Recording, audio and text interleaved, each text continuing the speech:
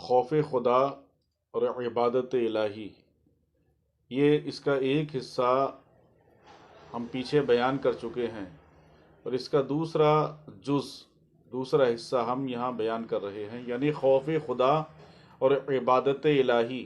پریشانیاں بہت آئیں، لیکن یعنی اس کا مطلب یہ کہ پہلا پارٹ ہم آپ کے سامنے پیش کر چکے، دوسرا پارٹ اس کا ہم آپ کے سامنے پیش کر رہے ہیں۔ اس کو سنیے، خوف خدا عبادت الہی کا۔ روایت میں کہ فرمایا، خدا کی قسم، کس نے؟ حضور سرور کائنات صلی اللہ تعالی علیہ وسلم نے، اگر تم وہ کچھ جانو جو میں جانتا ہوں تو تم کم ہنسو گے اور بہت زیادہ رو گے۔ یہ پچھلی حدیث میں بھی بیان کیا گیا، یہ دوسری روایت ہے۔ اور اپنی بیویوں سے، ہم بستری سے لذت نہ اٹھاؤ گے، یعنی میں اگر جو جانتا ہوں تم جانو، میں تمہیں بتا دوں، تو اپنی بیویوں سے بھی لذت نہیں اٹھاؤ گے، اور زمینوں اور اس کی بلندیوں اور راہوں کی طرف نکل کھڑے ہوگے، یعنی تم بستیوں سے نکل کے چلے جاؤ گے۔ اللہ اکبر۔ اور خدا کے حضور گڑ گڑاؤ گے اور فریاد کرو گے اور دعاؤں میں اونچی آوازوں سے پکارو گے، مطلب یہ کہ میں صبر و تحمل کی قوت سے ان کے بوجھ کو اٹھاتا ہوں۔ اللہ کے پیارے رسول صلی اللہ علیہ وسلم نے فرمایا، آقا دو عالم صلی اللہ علیہ وسلم کا صبر دیکھیے کہ اٹھایا، اگر تم جان لو تو ہرگز وہ بوجھ نہ اٹھا سکو گے۔ حضرت ابو ذر رضی اللہ تعالیٰ عنہ جو اس حدیث کے راوی ہیں، فرماتے ہیں، ہما وقت تمنا کرتا ہوں کہ کاش میں درخت ہوتا۔ کون کہہ رہے ہیں یہ؟ اللہ اکبر، حضرت ابو ذر رضی اللہ تعالیٰ عنہ جو اس حدیث کے راوی ہیں، فرماتے ہیں کہ ہما وقت تمنا کرتا ہوں کہ کاش میں درخت ہوتا کہ کاٹ ڈالا جاتا۔ اتنی مصیبتیں، اتنی پریشانیاں، آج ہمارے سامنے کیا مصیبتیں ہیں، آج ہمارے سامنے کیا پریشانیاں ہیں۔ آج مسلمان ڈگمگا رہا ہے، سوچنے کا مقام ہے۔ ہم مسلمان، ہمارے باپ مسلمان، ہمارے دادا مسلمان، انہوں نے کلمہ پڑھا، ہمارے باپ نے پڑھا، ہم مسلمان، لیکن ان صحابہ کرام سے پوچھیے، ان کی زندگیوں کا مطالعہ کیجئے، جن کے اوپر پتھروں کی بارشیں کی گئیں، کسی کے سر پھوڑے گئے، کسی کو تپتی ہوئی زمین پر گھسیٹا گیا، کسی کے پیروں کو توڑا گیا، کسی کے گلے میں پھانسی کا پھندا ڈالا گیا، لیکن مسلمانوں یاد رکھنا، وہ دین اسلام پر ثابت قدم رہے۔ ہمیں ان کی تاریخ یاد کرنے کی ضرورت ہے۔ آپ فرماتے ہیں کہ کاش میں درخت ہوتا کہ کاٹ ڈالا جاتا۔ اور ایک روایت میں آیا ہے کہ صحابہ کرام نے عرض کیا، یا رسول اللہ صلی اللہ علیہ وسلم، آپ کیا ملاحظہ فرما رہے ہیں؟ فرمایا، میں دیکھ رہا ہوں بہشت و دوزخ کو، یعنی جنت اور دوزخ کو دیکھ رہا ہوں، لہٰذا حق تعالیٰ نے آپ میں خشیت قلبی، یعنی دل کے اندر اللہ کا خوف اور استحضار عظمت الہیہ کے ساتھ علم الیقین اور عین الیقین کو اس شان سے جمع فرمایا ہے کہ کوئی دوسرا ایسا ہو ہی نہیں سکتا۔ اسی لیے اعلیٰ حضرت عظیم البرکت فرماتے ہیں، وہ کمال حسن حضور ہے کہ گمان نقص جہاں نہیں، یہی پھول خار سے دور ہے، یہی شمع ہے کہ دھواں نہیں، کوئی نہیں پہنچ سکتا آقا دو عالم صلی اللہ علیہ وسلم کے منصب تک۔ ایک اور حدیث میں ہے کہ حضور اکرم صلی اللہ علیہ وسلم کا نماز میں قیام، یعنی قیام، کھڑا ہونا اس طرح ہوتا کہ آپ کے پائے مبارک پر ورم آ جاتا تھا۔ ہم امتی ہیں، کبھی ہم زندگی میں، ہماری 30 سال 40 سال 50 سال 60 سال کی عمر ہو گئی، کبھی آپ نے ایسا قیام کیا کہ جس میں آپ کے پیروں پہ ورم آ گیا؟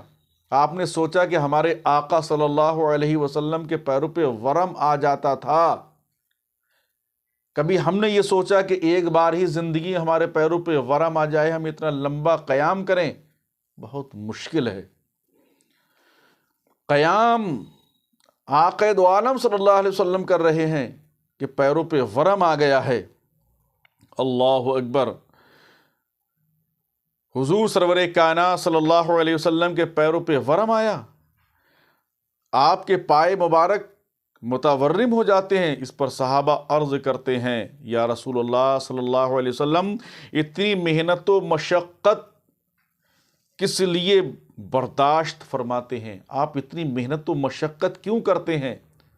کیا میرے آقا صلی اللہ علیہ وسلم کیا گنہگار ہیں؟ معاذ اللہ رب العالمین۔ کیا آقا دو عالم صلی اللہ علیہ وسلم سے کوئی گناہ سرزد ہوا؟ معاذ اللہ رب العالمین نہیں۔ اللہ کے رسول تو نور من نور اللہ ہیں۔ صحابہ عرض کر رہے ہیں یا رسول اللہ، آپ اتنی مصیبت کیوں پریشانیاں اٹھا رہے ہیں؟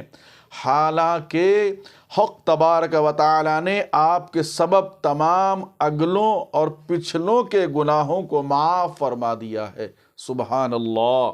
اور آپ تو مغفور ہی ہیں، یہ آپ تو مغفور ہی ہیں، یعنی آپ تو بخشے بخشائے ہیں، پھر آپ اتنا لمبا قیام کیوں فرماتے ہیں؟ فرمایا خدا کی اس عنایت و کرم پر کہ اس نے مغفور بنایا، شکر گزار بندہ نہ بنوں؟ یہ حضور صلی اللہ علیہ وسلم فرما رہے ہیں صحابہ سے، کیا میں خدا کا شکر گزار بندہ نہ بنوں کہ اس نے مجھے مغفور بنایا؟ آج ہم خدا کا شکر ادا نہیں کر سکتے کہ اللہ رب العزت نے ہمیں عزت عطا فرمائی؟ آج ہم اس کا شکر ادا نہ کریں کہ اس نے ہمیں مسلمان بنایا، صاحب ایمان بنایا؟ لیکن ایک بات یاد رکھنا، آقا دو عالم صلی اللہ علیہ وسلم نے فرمایا ایک دور وہ آئے گا کہ لوگ صبح کو مسلمان ہوں گے تو شام کو کافر ہو جائیں گے، شام کو مسلمان ہوں گے تو صبح کو کافر ہو جائیں گے۔ وہ وقت آئے گا کہ جب مشکل و مصیبتوں کا وقت ہوگا، اس دور میں ایمان پہ چلنا ایسا ہوگا جیسے ہاتھ میں آگ کا انگارہ۔ سوچنے کا یہ مقام ہے، دیکھنے کا یہ مقام ہے۔ آج وقت کا جائزہ لیجئے۔ سیدہ عائشہ رضی اللہ تعالی عنہا فرماتی ہیں کہ حضور اکرم صلی اللہ علیہ وسلم کا ہر عمل لزوم و دوام لیے ہوئے ہے۔ تم میں سے کس کی طاقت ہے جو حضور صلی اللہ علیہ وسلم جتنی مشقت برداشت کر سکیں؟ حضرت عوف بن مالک رضی اللہ تعالی عنہ فرماتے ہیں، احادیث مبارکہ سنیے کہ ایک رات میں حضور اکرم صلی اللہ علیہ وسلم کے ساتھ تھا۔ حضور صلی اللہ علیہ وسلم خواب استراحت سے بیدار ہوئے، مسواک شریف۔ آج ہم نہ جانے کون کون سے کولگیٹ استعمال کر رہے ہیں، لیکن مسواک استعمال نہیں کر رہے ہیں۔ بہت فوائد ہیں، ایک مسواک کے تقریباً 70 فوائد بیان کیے گئے ہیں۔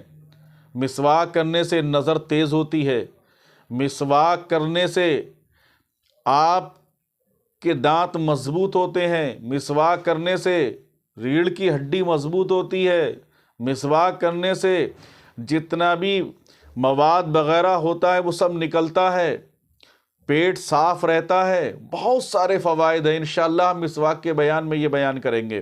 تو حضور صلی اللہ علیہ وسلم کتنی محبت کرتے ہیں، کس سے؟ مسواک سے۔ بیدار ہوئے، مسواک کی اور وضو کر کے نماز کے لیے کھڑے ہو گئے۔ تو میں بھی حضور صلی اللہ علیہ وسلم کے ساتھ نماز کے لیے کھڑا ہو گیا۔ پھر آپ نے سورہ بقرہ کی تلاوت شروع فرمائی تو کوئی رحمت والی آیت ایسی نہ گزری جسے میں نے حضور صلی اللہ علیہ وسلم سے توقف کر کے خدا کے حضور رحمت کی درخواست نہ کی ہو، اور ایسی کوئی عذاب والی آیت نہ گزری جس میں حضور صلی اللہ علیہ وسلم نے توقف کر کے خدا سے اس کے عذاب سے پناہ نہ مانگی ہو۔ پھر آپ نے قیام کے برابر طویل رکوع فرمایا اور پڑھا سبحان ذی الجبروت والملکوت والعظمت والکبریاء۔ پھر رکوع سے سر مبارک اٹھا کر اتنا ہی قیام فرمایا، اس میں یہی کلمات پڑھے۔ اس کے بعد سجدہ کیا، اس میں بھی یہی کلمات پڑھے۔ پھر دونوں سجدوں کے درمیان جلوس فرمایا، اس میں بھی اسی کے مانند کلمات پڑھے۔ اس کے بعد بقیہ رکعتوں میں سورہ آل عمران، سورہ نساء، سورہ مائدہ کی تلاوت کی، اور کبھی آپ ایک ہی آیت پر ساری رات قیام گزار دیتے۔ ایک روایت میں آیا ہے کہ وہ آیت یہ ہوتی تھی، ان تعذبهم فانهم عبادك وان لا تغفر لهم فإنك انت العزیز الحکیم، اگر تو ان پر عذاب فرمائے تو یہ تیرے بندے ہیں، اور اگر تو انہیں بخش دے تو یہ تو ہی غالب و حکمت والا ہے۔ اس سے مقصود امت کا عرض حال، ان کی مغفرت کی درخواست تھی۔ منقول ہے کہ حضور نماز ادا فرماتے ہوئے آپ کے شکم اطہر دیکھ کے جوش مارنے کی آواز کے مانند آواز دے رہا ہوتا تھا۔ ابن ابی حالہ کی حدیث میں ہے کہ حضور صلی اللہ علیہ وسلم کی یہ حالت تھی کہ آپ پر پے در پہ غم آتے، پریشانیاں آتی، اور مسلسل آپ کو حزن و ملال پہنچتا رہتا تھا۔ حضور صلی اللہ علیہ وسلم نے فرمایا کہ میں اپنے رب سے روزانہ 70 مرتبہ استغفار کرتا ہوں، اور ایک روایت میں 100 بار آیا ہے کہ سارے اندوہ غم اور استغفار امت کے لیے تھا، اس کے ما سوا اور بھی وجود علماء بیان کرتے ہیں۔ اللہ اکبر، جسے ذکر کیا گیا ہے اور بیان کیا جائے گا، یعنی حضور صلی اللہ علیہ وسلم 100 مرتبہ استغفار پڑھتے ہیں، ایک روایت میں 70 مرتبہ پڑھتے ہیں، تو کیا آج ہم 70 مرتبہ استغفار نہیں پڑھ سکتے؟ کیا 100 مرتبہ استغفار نہیں پڑھ سکتے خدا کی بارگاہ میں؟ آج یہ گناہوں کی سزا ہمارے سامنے ہے۔ کاش ہم خدا کی بارگاہ میں سچے دل سے استغفار پڑھیں، اپنے گناہوں سے توبہ کریں، انشاءاللہ یہ پریشانیاں ضرور دور ہو جائیں گی۔ حضرت سیدنا علی مرتضیٰ کرم اللہ وجہہ الکریم سے مروی ہے، وہ فرماتے ہیں کہ میں نے رسول خدا صلی اللہ علیہ وسلم کے آپ سے وصال حق کے طریقے کے بارے میں دریافت کیا تو فرمایا، میرے مال کی راس معرفت ہے، میرے دین کی اصل عقل ہے، محبت میرا اثاثہ ہے، شوق میری سواری ہے، ذکر اللہ میرا انیس ہے، شفقت میرا خزینہ ہے، غم میرا رفیق ہے، علم میرا ہتھیار ہے، صبر میری چادر ہے، رضا میری غنیمت ہے، فقر میرا فخر ہے، زہد میری حرفت ہے، یقین میری قوت ہے، صدقہ میرا شفیق ہے، طاعت میری محبت ہے، جہاد میری خوبی ہے، اور میری آنکھوں کی ٹھنڈک و آرام نماز میں ہے۔ آقا فرما رہے ہیں کہ میری آنکھوں کی ٹھنڈک و آرام نماز میں ہے، اور آقا نے فرمایا کہ نماز میری آنکھوں کی ٹھنڈک ہے، اور امت کو بھی بتایا کہ اگر تم رسول سے محبت کرتے ہو تو نمازوں کو قائم کرو۔ میرے دل کا پھل ذکر میں ہے، اور میرا غم اپنی امت کے لیے ہے، اور میرا شوق اپنے رب کی طرف ہے۔ یہ حضور صلی اللہ علیہ وسلم نے ان باتوں کو بیان کیا ہے کہ نماز میری آنکھوں کی ٹھنڈک ہے۔